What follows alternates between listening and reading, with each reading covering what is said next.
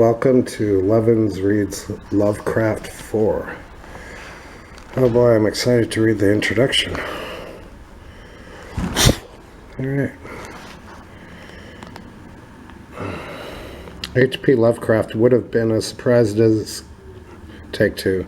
H.P. Lovecraft would have been as surprised as anyone if he could have witnessed the tremendous posthumous triumph he and his work have achieved. His tales, fewer than 70 in number and only 3 of short novel length, have been published in countless editions ranging from prestigious academic volumes to mass-market paperbacks. They have been translated into at least 25 languages around the world, from Bengali to Serbo-Croatian. In the past 30 years, his stories have been scrutinized as meticulously as if they were biblical texts, and some critics have ranked him among the world's greatest writers. Most interesting of all, Lovecraft himself has become a cultural icon, his gaunt, lantern-jawed countenance immediately recognizable as the fitting visage of one whose imagination populated the world with a legion of cosmic horrors that bleakly underscored the insignificance of humanity and all its works in a blind, godless universe. Some features of the myth that is H.P. Lovecraft are seriously in error, but the main outlines of his life and work have now been established with fair certainty. Howard Phillips Lovecraft was born on August 20th, 1890, in Providence, Rhode Island. His maternal line was a proud and distinguished one, reaching back to the 17th century. His paternal line extended to the Middle Ages in England, and some members of the Lovecraft family had emigrated to the United States in the early 19th century. Lovecraft's family experienced early turmoil when, in 1893, his father, Winfield Scott Lovecraft, suffered a paralytic attack and had to be confined to Butler Hospital in Providence. Suffered a paralytic attack and had to be blah blah blah. He died there 5 years later of paresis, tertiary syphilis. Syphilis, huh?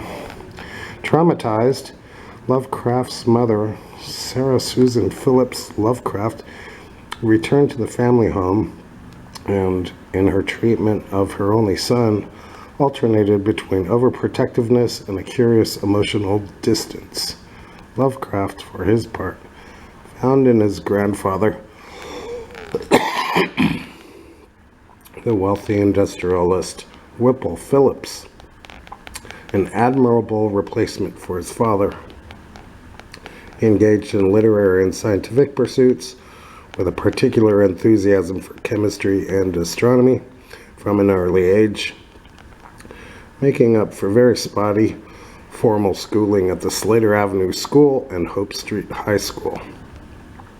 He began writing as early as the age of 7, producing both short horror tales, later inspired by Edgar Allan Poe, whose discovery at the age of 8 thrilled him, and scientific treatises. But ill health, chiefly, it seems, of a psychological variety, dogged him, and he was forced to withdraw from high school in 1908 without a diploma. For the next 5 years, Lovecraft retreated into hermitry, seeing few of his friends and doing little save reading books. He emerged from this cocoon in a peculiar manner. Having taken to reading some of the popular fiction magazines of the day, he was so disgusted by the sentimental romances of a writer, Fred Jackson, in Argosy, that he wrote a long letter criticizing Jackson's productions. Jackson's many supporters came to his defense, and Lovecraft responded with more letters, this time in verse, adopting the 18th century satire style of Alexander Pope. This controversy was observed by Edward F. Doss, an official of the United Amateur Press Association, UAPA, and he invited Lovecraft to join. Lovecraft did so with alacrity. That's enough for today. Thanks for listening.